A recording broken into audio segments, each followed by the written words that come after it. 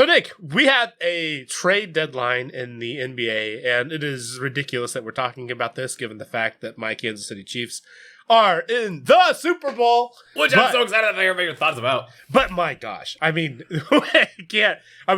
we would be doing such a disservice to one another if we weren't going to at least briefly talk about the craziness that was the trade deadline. Just walk me through the highlights and then the things that you find most noteworthy. There were a lot of highlights. The Lakers traded a lot of little stuff. And the main one that was like not as little was they traded Russell Westbrook for D'Angelo Russell, Malik Beasley, or D'Angelo Russell and a pick. Russell Westbrook and a pick went out for. And I think Thomas Bryant a part of that trade. I don't remember where. Can we just pause real quick on? Yeah. So it was Russ for Russell and something. For D'Angelo Russell, Malik Beasley, and Jared Vanderbilt. Okay, real quick, how do you feel about that right there? I have no idea why we got such a haul.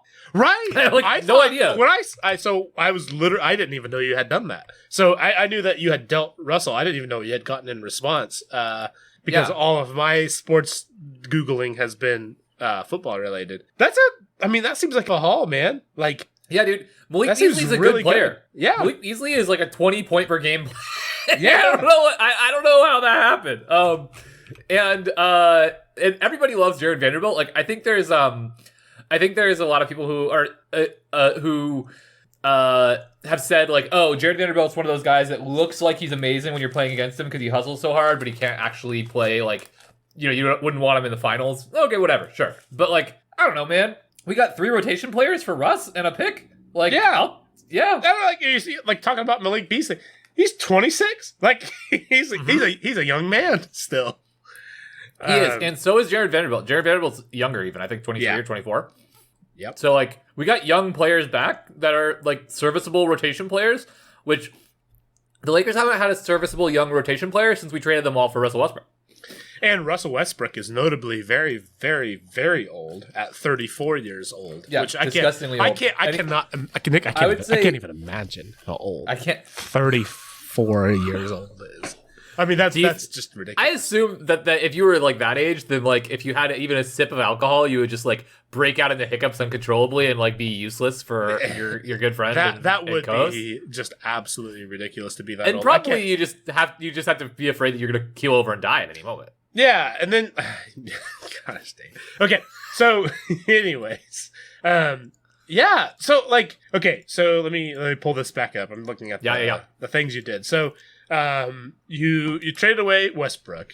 You got a decent haul, but that was the only thing that y'all did. You did quite a bit. Let me pull up the transactions that we did. I'm sorry, I feel bad. I feel like we're well, like your new again. I mean, so let's see. Hold on. We got Rui Hachimura. I'm not even sure who that is, to be fair. That was a couple weeks ago, though. Rui Hachimura is like a decent little player. Here, let me find. You guys have 2 second-round picks, which is great. I'm so proud of you. That's probably more picks than we'll have for the next decade or so. No. Yeah. That's the Clippers, though, so they're basically like high second round. Yeah. Where else? What else is the thing we did? Thomas Bryant to the Nuggets for Davon Reed for Davon Reed and picks. Mo Bamba. And then Mo Bamba, that's the other one. I'm cool with that. Mo Bamba's serviceable. And I have not been high on Patrick Beverley, so I don't think this. I mean, yeah. Yeah. So like it's weird because like I don't think this really changes the fate of the Lakers. They're 25-31. It's a little late to salvage this season. And especially assuming like because you can't guarantee the health of Anthony Davis. This has been the healthiest season from LeBron since 2020, but it's not like he's not playing every game, and he's certainly not going to play every game. He's 38. Also, just decrepit probably. It probably like literally his bones are probably just grinding to dust as we speak. Exactly. So like. I don't know, man. I kind of feel like the fate of the Lakers is kind of already sealed. It's a little cute that we went all in, or not all in. This is a very very tepid in. But I like the move. I'm not a fan of losing the first round pick, but like I mean, like here's the thing, like from a depth perspective, you got a decade younger based on my quick Googling, and like that is sick freaking significant because, I mean, like even looking at Pat Bev, he's 34 also. Like, right. Again, ancient hiccups all the time. Russell, all the time hiccups. And, I mean, I don't know, man. No, I agree. I'm super happy about it, but I'm kind of losing the 2027 first round sucks. But also, Nick, I'm not sure if you're aware or not, that is in the future a long time. And that sounds like future us's problem. It is. All I'd say is this makes me happier about like what the prospects of 2025 can look like. I don't really know the contract situations for any of these guys, so I haven't like dug in or care that much because it kind of feels like small upgrade for this year, but better prospects in the long run. And I'm minus the one pick gone, so I don't know. I'm pretty happy about it. So D'Angelo Russell, has he fallen from grace a bit? Because like I feel like back in the day you would have been very much more excited about him than what I've felt like I've gotten from you from the last 5 minutes talking. So yes and no. Okay, so a couple years ago when he came, when he was in Brooklyn was when he made his one All-Star team, and I think he was kind of regarded as at his height or his peak in terms of like. He was having he was scoring at a career high rate, and he was assisting at a high rate, and Brooklyn looked like a scrappy little fun team when he was there. He hasn't made an All-Star game since, so that's not like necessary to say that he's gotten worse. I actually think he's more efficient now. Like I think his shooting has improved, and I think his shot selection has improved, and his overall efficiency is better. I was looking at this the other day, and that's awesome. He's never really become a plus defender, and he's a little bit of a like moderate efficiency scoring guard. You know what I mean? Like he's not like really. I don't really see him as scaling to a really great offense, to be honest. Sure. And he's not a great defender. So I think that's like kind of where like there's a term for it with like stat heads, which is volume scorer, and he kind of epitomizes that. And that it's like, yeah, he's like moderately efficient. I'm excited to see if he can play better off ball than he has, because he'll have Anthony Davis and LeBron to play off of. Right. I forget that you guys have Anthony Davis, to be honest. That's kind of like, it's so weird because AD is still like fairly young, right?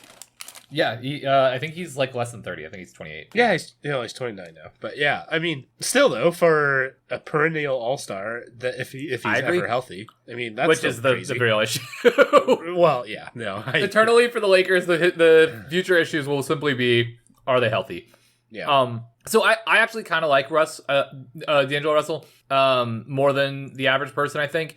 But I also heard a really good point about like, why did the Minnesota Timberwolves give up so much to get off of him? Like they gave up a lot to go from him to Mike Conley, which is a weird like side thing to do, especially Mike Conley doesn't fit their timeline at all. So it's like, do people just like really not like how he plays? Is it his defense? Is it like some chemistry thing, which sometimes there's occasional talk about chemistry stuff? I don't know.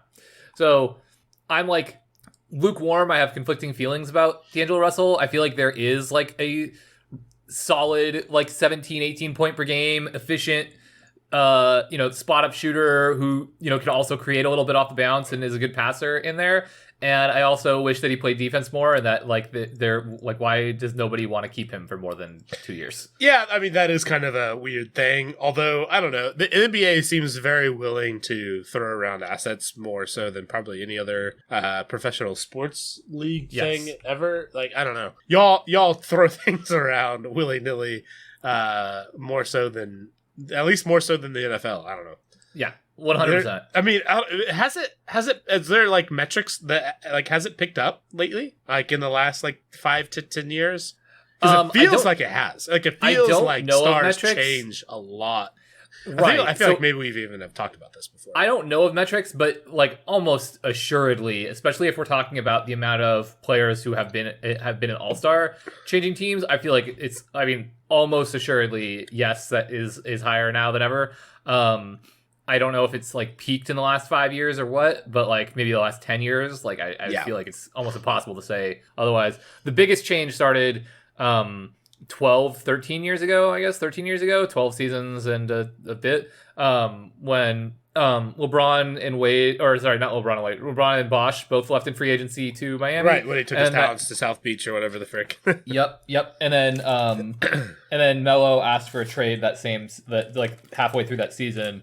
And that was kind of like a little unprecedented in terms of like okay, wait, there's like 3 All-NBA guys, or like maybe it's like 2 All-NBA guys and an All-Star who are all changing teams in like a 5-month period. And also 2 years ago, Kevin Garnett and Ray Allen had gone to Boston, I guess 3 years earlier. But so it's been a lot since then. I think LeBron kind of unlocked it, like LeBron and Bosh. I don't want to I don't mind player movement. Nick, before we move to the NFL, I now have one question. Yeah. Is Carmelo Anthony retired? I think so. I think unofficially. But like, I know. It's kind of sad, is he going right? to play again? Like, no, I don't think so. Nick, he is one of the greatest players. I mean, most noteworthy players of our generation. And I'm not sure if he's retired or not. And I Googled it. And I'm not sure Google's sure either. Well, like, he was on the Lakers last year, and they didn't re-sign him, and nobody else signed him. So, like, I think it's an unceremonious, like, oh, he's gone. That is very weird. I don't like it.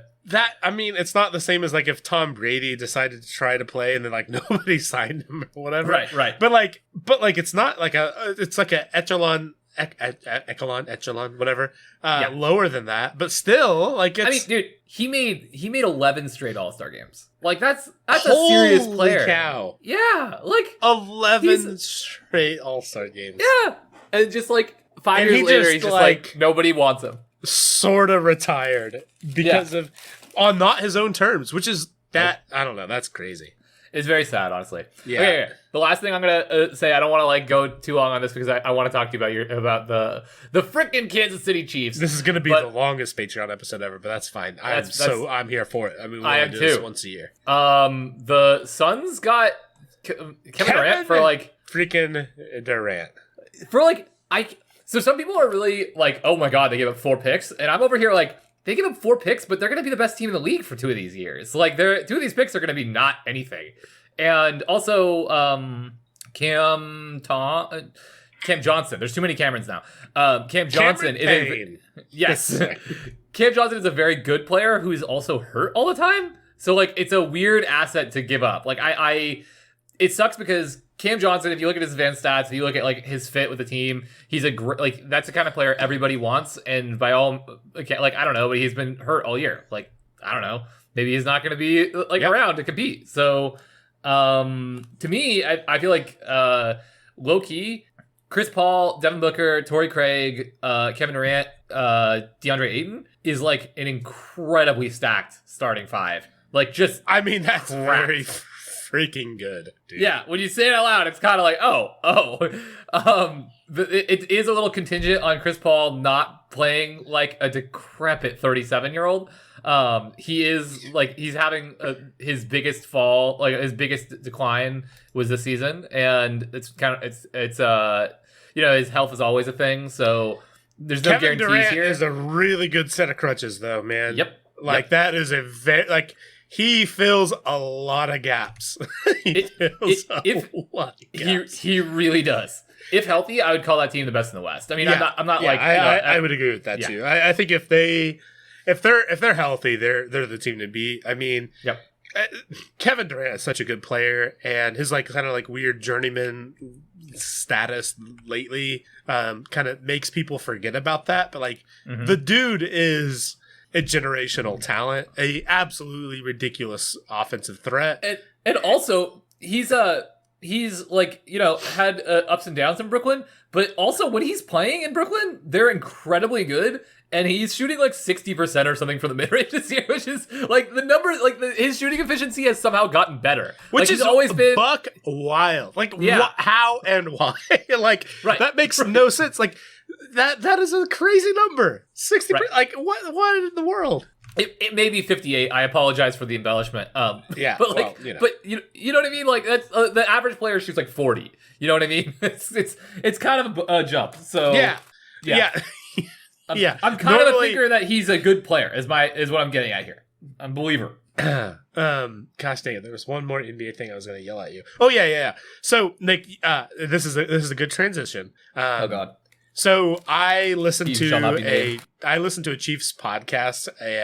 This is shocking. I listened to multiple Chiefs I listened to one main Chiefs podcast, and the main guy, he is a radio personality, and I don't even know what the actual reason why he is this, but he is a Phoenix Suns fan. Okay. And literally the day before the Kevin Durant trade happened, and like I don't follow like all the rumors and whatnot, so maybe this isn't like a crazy thing.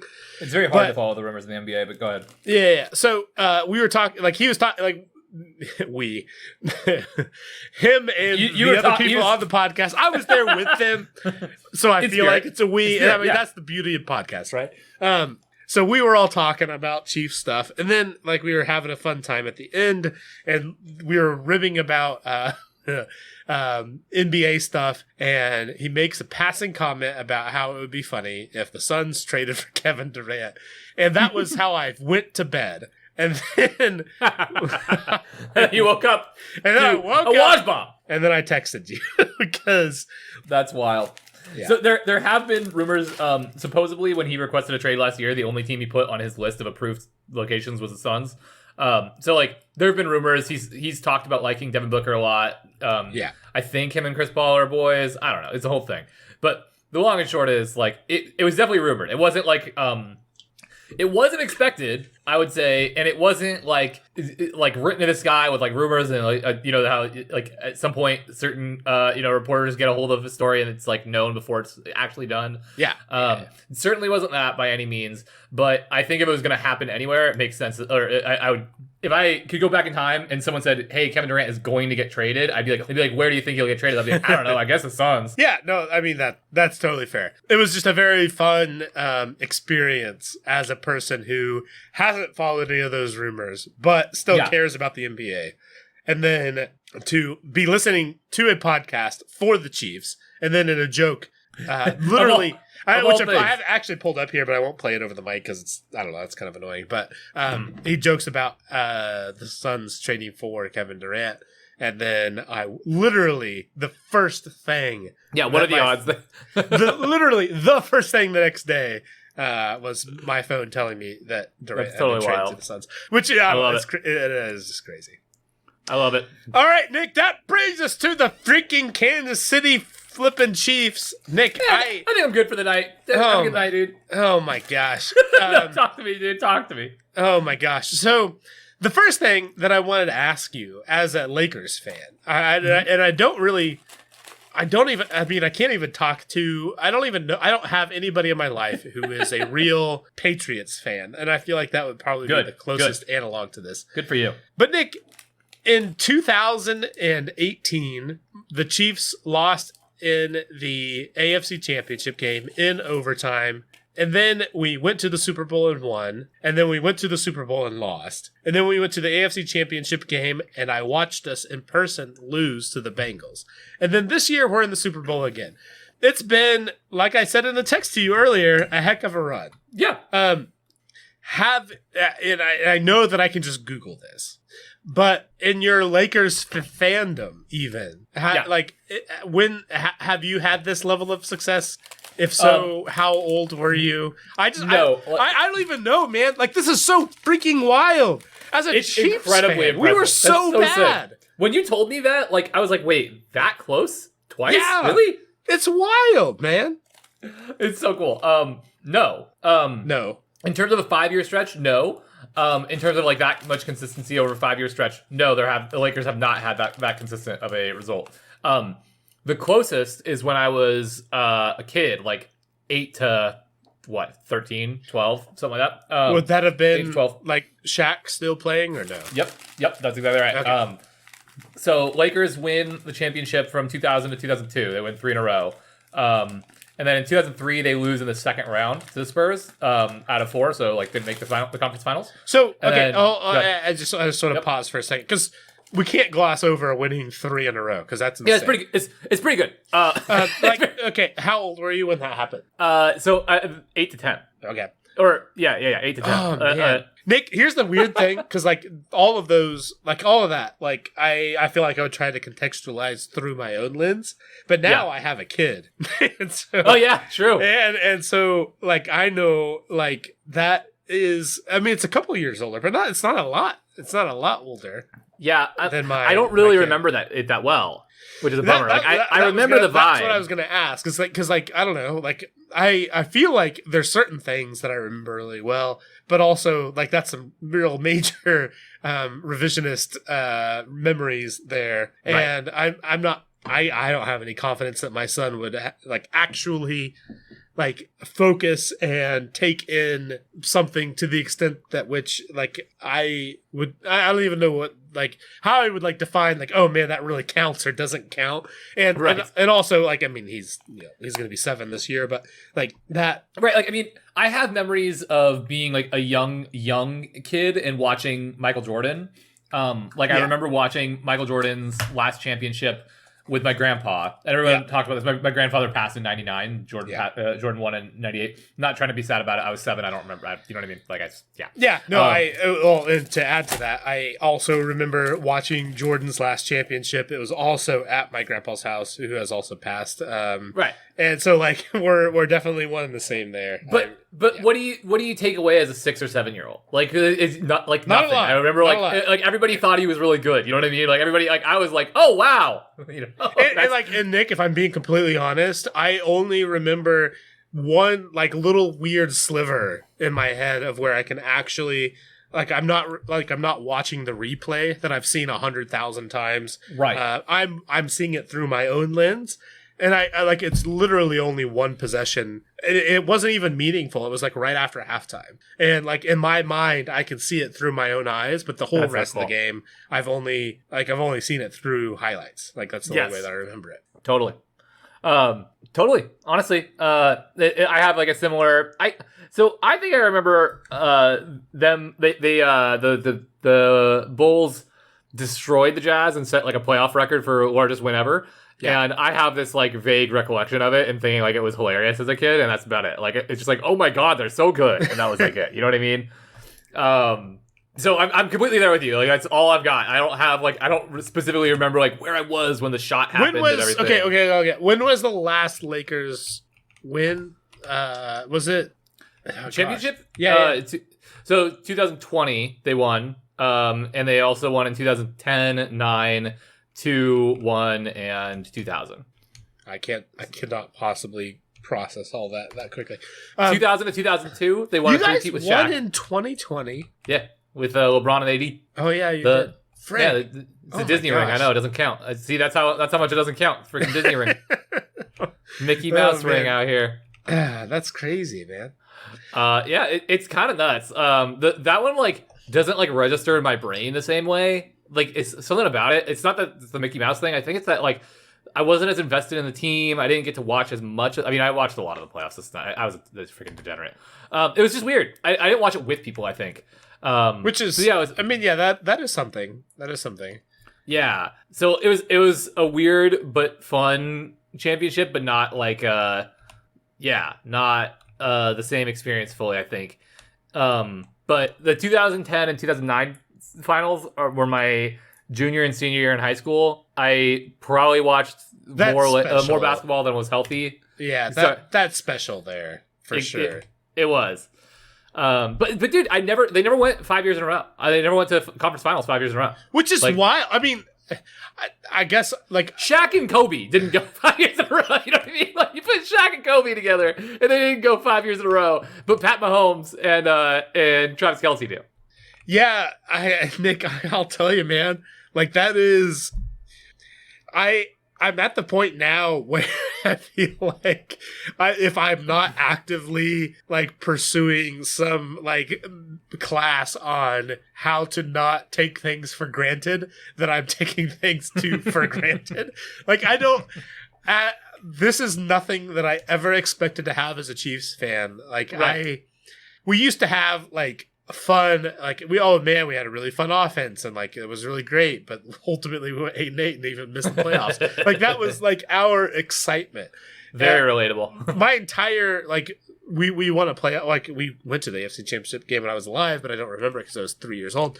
But I remember our first playoff win was 6 years ago. For sure. And that's nuts. To have that followed followed up by drafting Patrick Mahomes. And since he's started for us, I should say, our first playoff win, I think, was 7 years ago in my lifetime. Okay. So for us to go from that to, which I'm going to be 34 years old. To go from that to 5 straight trips to the AFC Championship game, or almost, which is like a coin flip away from going to the Super Bowl. Yeah. 5 straight years. I mean, that is just wild beyond belief. Patrick Mahomes has never ended his season as a starter before overtime of the conference championship, the game to go to the Super Bowl. That is the worst he's ever done. That's so cool, man. That's ridiculous. And it's not like that's just like, oh, that's 1 or 2 times. That's 5 times now. Yeah. As a Kansas City, Nick, have you ever been to Kansas City? It's in the middle of nowhere of Kansas. I have not. Well, it's technically Missouri. In the middle of Kansas and Missouri. And we have gone 5 straight times to the AFC Championship. Yeah. I mean, it's hard to even wrap my mind around, and I feel very fortunate to be able to enjoy it. I joked to you a little bit. By joked, I mean definitely wasn't real at all. Going to the actual game, like that is a legitimate thought still, even with a couple days to go. Like, who knows? Like, I don't know. Hell yeah. I've done crazier things. Well, not done crazier things, but I've done crazy things before. But like, oh my gosh, Nick, it is such an amazing feat for a team that I've cheered for, I mean, in my own, like, that I can remember back in, like, the late 90s until now. It's 2023 now, Nick. We're old. Yeah, dude. Like, I've cheered for this team for even a long time. Even just saying from the late 90s, your fandom is an adult. Your fandom can vote. You know what I'm saying? Like, can have alcohol. Hell yeah. My fandom can vote. My fandom has a family. My fandom is old. Hey, let's be real here. Your fandom is like 25. Your fandom probably has a lot of bills and can't pay its rent. And my fandom is thinking about a family and how hard it is nowadays. And right. Your fandom's out here like, okay, me and my girlfriend split a 1-bedroom so that we can save up enough to not be in total debt. Oh my gosh. Here's a thing I want to send you. Hold on. So one of the things that has been weird about watching the Chiefs play is there is no part of any game in the last half of a decade, which is a huge number. I mean, if you think last half of a decade, you're talking in the last 1,500 days. This has been true. 1,500 days this has been true. I have not felt that when we are playing a game of football and the Kansas City Chiefs are on the field, that even if we are behind by any amount of points, there is no amount of points that I did not feel like, unless it was like Pat Mahomes, 1 point or 1 minute left to go, and we were down. Even by like very 30. good teams probably feel a little hopeless when they're down 30 or whatever. But it's a little different. Well, yeah. So here's the thing: I've never felt that a game was out of reach. There might be a game or two in this stretch that I can't think of, but there's not anything that I can think of off the top of my head where I did not think that we had a chance to win, which is an absolute buck wild sentence to say. And I have a graphic to show you to back that up. Hold on just a moment. So what you're looking at, Nick, is Chiefs passing efficiency while trailing for the last 5 years, for the 5 years that I've described. So who's that in 2020 and 2021 that's near them? I can't see. Is it the Bills? So in 2020 was the Packers, which is, I mean, you have Aaron Rodgers, so one of the best also. And then in 2021 was... I mean, by this metric, not the best, right? Like, it's just to be clear, like, just by this metric, not the singular best. And actually, that is also the person. There's... Like, they don't show it on here, but behind that KC logo on 2021, there is a Green Bay logo. So Aaron Rodgers definitely good. Aaron Rodgers, good quarterback. I don't need to come on to this podcast to make that point. Shocking information for me as somebody who doesn't know anything but still knows that. But yeah, Nick, look at this. I mean, like there's a lot of congestion on this graph. Not at the top. But there's not a lot of congestion on the top of this. And like there's, as a data person, like I love to find reasons to not think that this is significant. Like that is my default position when I see graphs. But Nick, this is, so EPA is the expected play average compared to what they're actually, like what the actual is. Yeah. So like on a given play, when you're losing, the Chiefs are significantly better than literally anybody since Patrick Mahomes has been in the league. And like if you look at the most recent year, like 2022, every single team is in like a pack within like that little point, I don't know, 0.17 to negative 0.17. Yeah. And then, except for them. And then there's still out there us consistently on the graph 0.4. where it's nothing. Like it's nothing even close. Yeah. Or 0.35, I should say. But like they've been there the whole time. Like they dipped to like whatever that is, 0.3. Oh, that's okay. So I said 0.35. It's probably 0.3 is where they were at in 2022, and they're probably a little below 0.3 and 1 and 20. But who cares? But again, like the idea behind this is just a graph to show you. Here's how Patrick Mahomes, because this is passing, so it has nothing to do with anything like running or general team stuff. This is passing the ball when you're losing. Who is the best in the league? In the last 5 years, it's been the Chiefs, and it's not even freaking close. Especially when you look at it cumulatively. Like, there's certainly been the occasional team that has been a little bit close. Like the 49ers. Like, the year that we won the Super Bowl. We played them in the Super Bowl. They were the second team. They were pretty close. But, Nick, where has this 49ers been since then? You'll note they're just jammed in the middle of the rest of everybody for all the other years. Literally can't see them. Or I mean, you can. And pick any other team. They might have a good year. Right.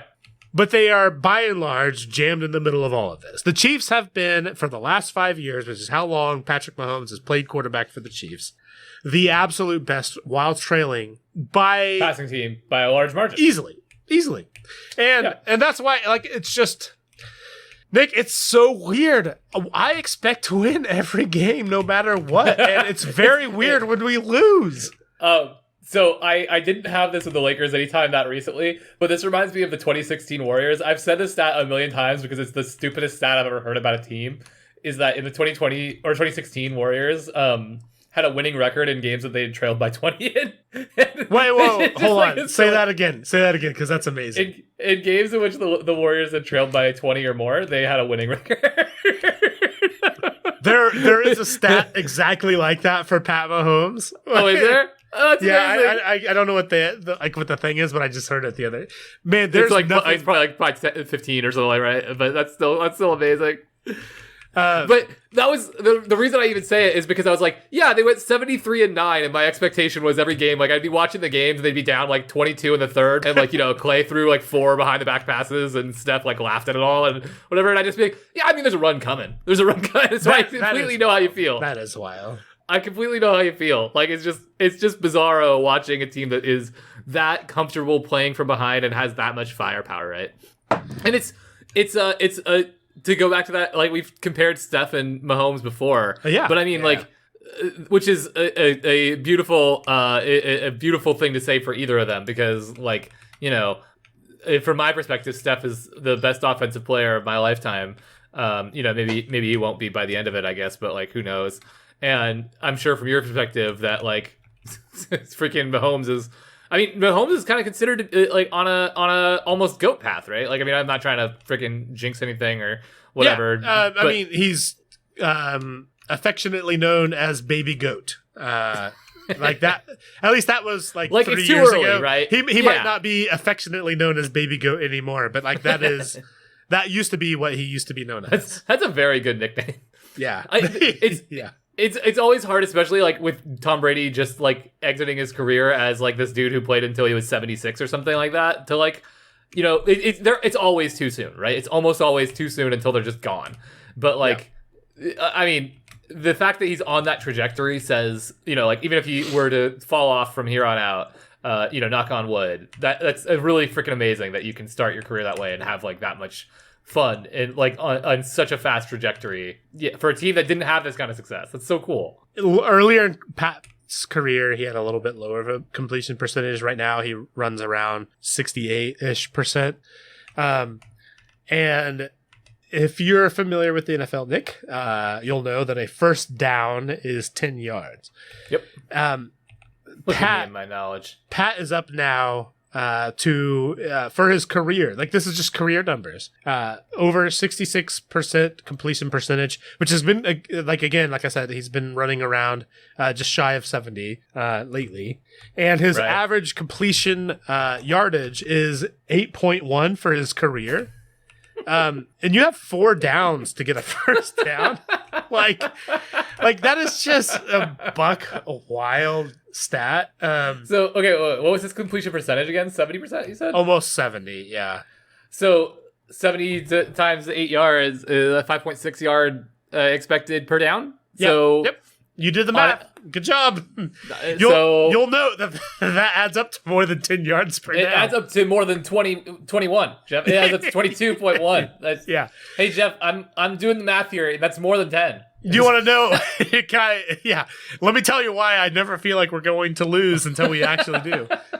Okay. So, Nick, he has played, he's started for 5 full seasons now. And in his entire career of those 5 seasons, he has lost 6 times. Or 16 times, not 6 times, my gosh. I was going to say, Jeff, that's a little... But, Nick, 16 times in 5 years is 3 times per year. And one of those times...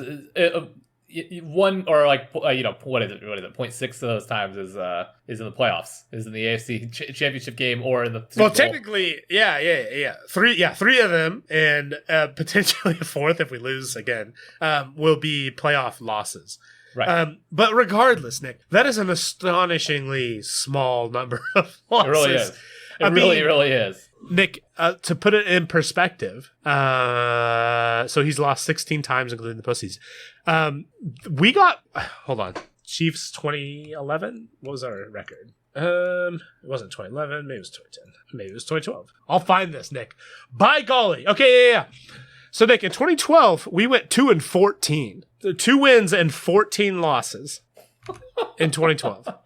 So, in 5 years, Patrick Mahomes, as quarterback, has given us the opportunity to play a sport where, in a single year, where we lost 14 games, he's barely lost more games than that in the regular season. I don't even think that many. So, it's I've seen both sides in the last decade. Yeah. This has been wild. Briefly. So we talked about, I think even in the main podcast episode, talked about the Kelsey podcast. Yep, we did. And are you familiar with any of this stuff that has happened from all that? Nope.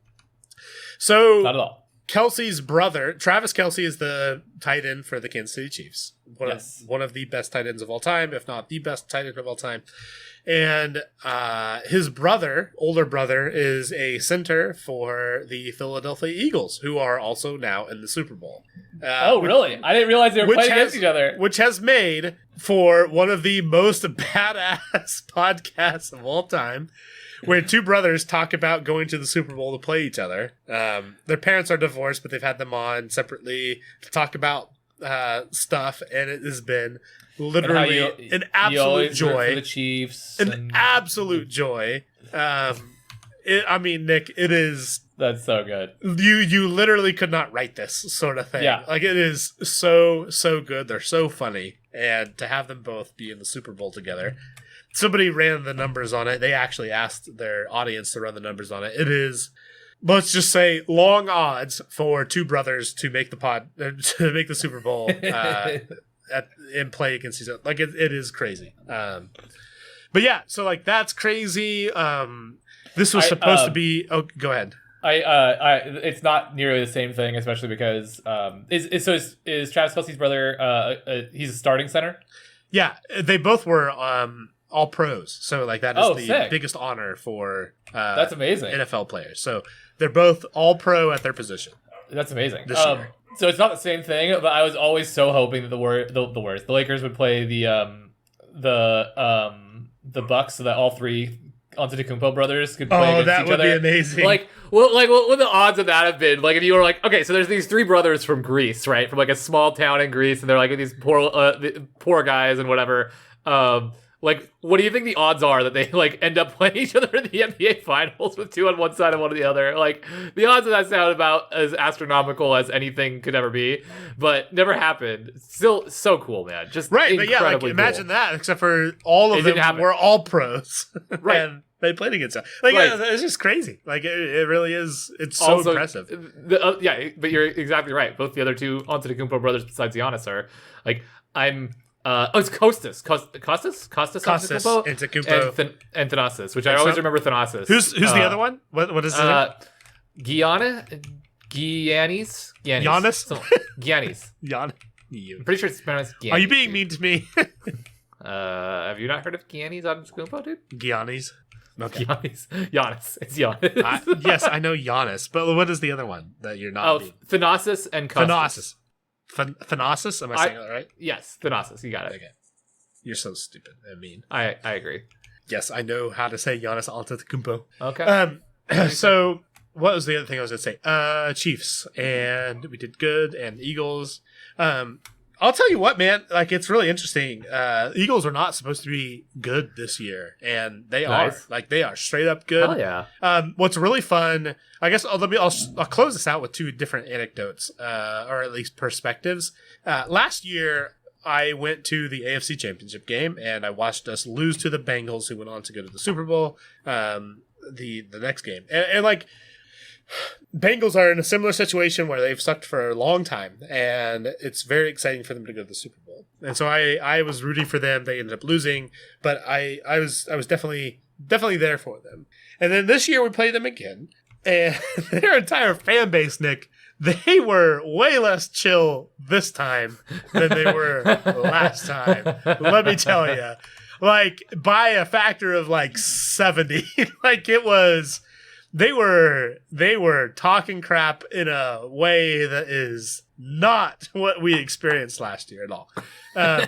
So I still have a lot of love for Bengals fans, and I like I love the Bengals in general, and I'd love to see them win a Super Bowl someday soon. But not this year, Nick. Because screw that. They were a bunch of butts this year, and so I was happy to beat them. And also, they had our freaking number, man. Like they beat us last 3 times. They deserve to be able to talk crap, and they took that deserving maybe a little further than it needed to be. But, fair enough. But yeah, and then the opposite of that this year for the Eagles is they were not supposed to be good. And I have not heard any, like, ill will or anything from the Eagles. And I like the Eagles. Like, that's a former Andy Reid team. So our coach, he used to coach. Yep. I mean, he coached the Eagles for, I think, 14 years. Took them to multiple NFC championship games. Never made it to, never won a Super Bowl there. But we were able to do that with him in Kansas City. And this go around, a little unexpected for them to be so good. But no ill will whatsoever. Like, it is a genuine, like, I don't want to lose. Don't get me wrong. No. I do not want to lose. But if I do lose, if we do lose, I don't think I could pick a better team than the Eagles to lose to, which is a nice feeling. It makes it more fun and jovial. I do have a handful of people that are big Eagles fans in the fantasy football league that I pay the most attention to. There's a bunch of Philly people there, and so that's cool. It's been fun. So the Eagles have like a huge. I'm sorry if I think you just said it, but I feel like I just missed it and my brain turned off. But like, have they won a Super Bowl? They won a Super Bowl like 6 years ago, which was like their first one in a bajillion years. But So both of the Kelsey brothers, they've both won a Super Bowl, and so this is the Super Bowl to split the tie. And got it. Older Kelsey brother, the center that plays offensive line, that was the All-Pro center. He is, if I had to guess, he is almost certainly going to retire after this year. Oh, really? Yeah. I mean, he's 34 years old or something like that. So like hiccuping left and right. I mean, he could barely get up out of bed in the morning. So have you seen the tweet that's going around? It's like I forget what it is. I'm sorry. We're using our Patreon podcast, for me to repeat tweets to you. This it's really freaking funny. Podcast might be our actual podcast. It might be. I'm not sure if you've looked at the time. I know. It is flipping 51 minutes right I know. now. So the oh my god, I'm sorry. So there's a tweet that's really funny that went viral a while ago. That's like, me at 35, I've got so much of my life ahead of me. And it's like in the NFL. And look, they're bringing a stretcher out for the oldest being in the league. He can barely walk. Let's he can barely walk. What an inspiration! He is 32. Let's have a moment of silence for this guy as he plays his final snap. Exactly. Honestly, it's a testament to the human race that he's able to trot himself out here at the age of 31. Exactly. It's really good, Jeff. It's really good. I'm a big fan. So old. I'm so old. It's such a problem. You said 31. I'm 31. You used to not even be 30. I know. I hate it. It was the joke where you were the baby and then you got to be old, and now it's now. I don't like it. I'm so excited for this Sunday, dude. I don't even. Yeah, man. There's nothing else to say other than I'm very excited. There are so many storylines for this game. I've already mentioned a couple, but like there's dozens. It runs deep. It is. Again, like I said at the top, I'm just like trying not to take this for granted, man. Like this totally, is man. Incredibly special. If we lose or win, I'm trying to tell myself anyways that it doesn't matter. I get the opportunity to have people at my house to watch the Chiefs play in a Super Bowl for the third time in 5 years. Hell yeah, dude. Which is absolutely a total ridiculous. Freaking dream. Had you ever told me that this was going to happen, I would have told you that's insane. So I'm nothing but happy over here. It is so exciting. I'm going to have a blast. It's going to be great. Hell yeah, dude. That's amazing. And with that, Nick, we've spent nearly a daggum hour with no planning, nothing at all, just talking about sports and such. And I love it. I'm here for it all. Same here. But like the Chiefs seasons, all good things must come to an end. Good or bad, we'll see how it goes. But also, this podcast must come to an end, sir. And there's no like magical ceremony. Are we doing an outro? Should we are we audibling this into our? Check out our Patreon only podcast. It's like this podcast, but also it's just very similar to this podcast. I would say like remarkably this one similar. Might be our only double podcast where it is both on the main feed and the Patreon podcast. I don't know, like. Nick, this one feels to me the most genuine of I'm just so stinking excited about all things. And then also we just talked about the NBA. Fair. Like this is, if anybody ever wanted to know what it's like to talk to Nick and I about stuff, this is it. Dude, I'm loving the literally blink and it's 50 minutes now. Yeah, that is accurate as a depiction of our long-windedness, actually. Unfortunately for our wives and our friends and anyone that's ever stuck around us, but great for all of you. So yeah, and for us, I'm chill with it. Good for us. Yeah. All right, Nick. Yeah, I think this though, regardless of where this goes, this is a wrap. I think we're done. I think we made it. I think so too. So yeah, thanks for listening and all the other things that we would typically say or not typically say, depending on where this is. And this has been the year we started the podcast. Thank you all for listening. Ba-da-ba-ba-da-ba. Bop.